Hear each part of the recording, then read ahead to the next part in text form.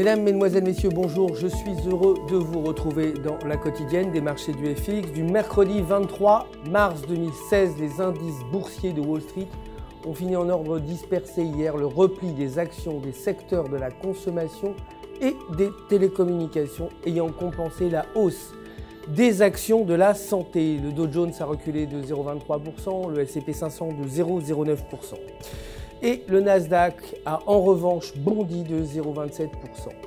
Le titre Amazon a gagné également 1,17%, clôturant à 560,48 $. Le dollar américain, justement, a légèrement progressé par rapport aux devises majeures, les investisseurs se montrant prudents après les explosions qui ont frappé Bruxelles. Les ventes de logements neufs aux États-Unis devraient s'élever à 512 000 unités contre 494 000 précédemment. Côté matières premières, l'or de son côté s'est inscrit en hausse pour clôturer à 1 248 $ l'once. Et le cours du baril de brut a baissé à 41,29 $. Les stocks de pétrole brut qui seront annoncés aujourd'hui devraient s'élever à 2,5 millions contre 1,3 précédemment.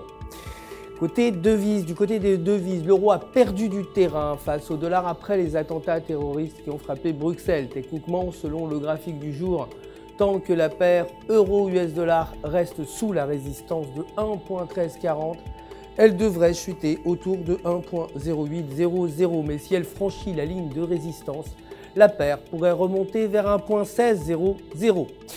La livre sterling, pour sa part, a chuté face au dollar après la publication de chiffres décevants de l'inflation au Royaume-Uni. Techniquement, selon le graphique du jour, la paire livre-US dollar se situe au-dessus de la ligne de support à 1,4125 et si elle parvient à se maintenir au-dessus de cette ligne, la paire livre-US dollar pourrait se rapprocher de 1,4650.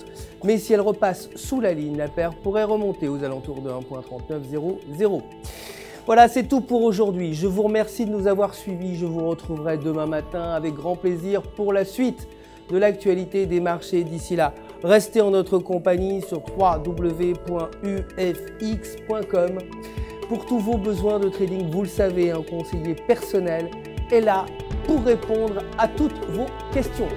Tout UFX se joint à moi pour vous souhaiter une excellente journée de trading.